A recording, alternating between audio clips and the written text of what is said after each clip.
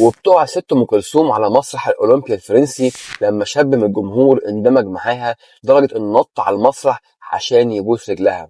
الفرقه بتسكت والجمهور اتجمد من الخضه، ولكن ام كلثوم بتقوم بسرعه وبمنتهى الشموخ والقوه، كانها فاهمه ان اي سقوط ليها ممكن يتشاف كسقوط رمزي لمصر بعد نكسه يونيو، وبتشاور الفرقه انها تكمل ولا كأن حصل حاجه.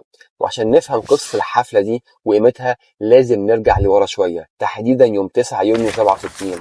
عبد الناصر في خطاب التنحي بيقر بمسؤوليته عن الهزيمة أمام إسرائيل وبيعلن تنحيا حكم مصر، وبتكتب أم كلثوم في صمت تنسحب لبدروم فيلتها، والمكان اللي كان دايما مليان بالموسيقى والبهجة إن أغلب بروفات أغانيها كانت بتعمل فيه مع فرقتها بقى مكان حزين.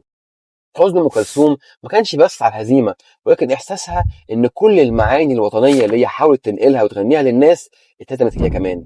ولكن حزن مصر مش بيطول كتير ولا حزن ام كلثوم، انها بتقرر فورا انها تحيي 25 حفله في 25 مدينه مصريه عشان تجمع مليون جنيه لدعم المجهود الحربي. وفي عز جولتها بيجي صحفي من المقربين اليها فكرها بالحفلتين اللي كانت بتدفع عليهم في باريس قبل الحرب على مسرح اولمبيا الشهير، وبينصحها يقول لها بلاش تروحي باريس عشان اللوبي الصهيوني قوي هناك، في فرقة إسرائيلية شهيرة هتغني قبلك، فالموقف حساس جدا والناس شايفة إنك لازم تعتذري.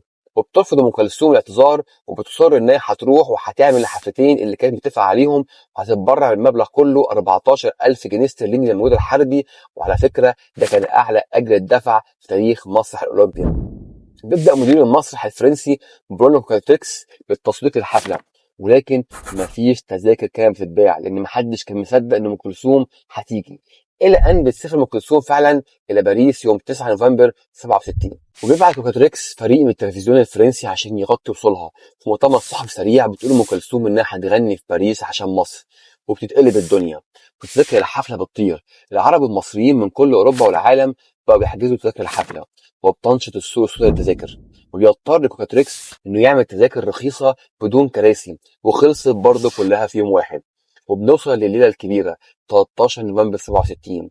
بتطلع ام كلثوم على المسرح وبيقف كل الحاضرين من ملوك ورجال اعمال وعمال وستات ورجاله، ويفضلوا يسقفوا 8 دقايق بدون توقف. ولمده 5 ساعات غنت ام كلثوم كما لم تغني من قبل، ولاول مره بعد انتهاء الحفله شاف الجمهور دموع ام كلثوم بتنزل، دموع القوه، الشموخ وحب الوطن. وبتكرر نفس النجاح في الحفله التانيه واللي فيها بتوع ام كلثوم. وبتكتب الصحف الفرنسيه عن ام كلثوم وصوتها وحضورها الطاغي. وبترجع ام كلثوم مصر، واول حفله بعد باريس بتكون في المنصوره بلدها.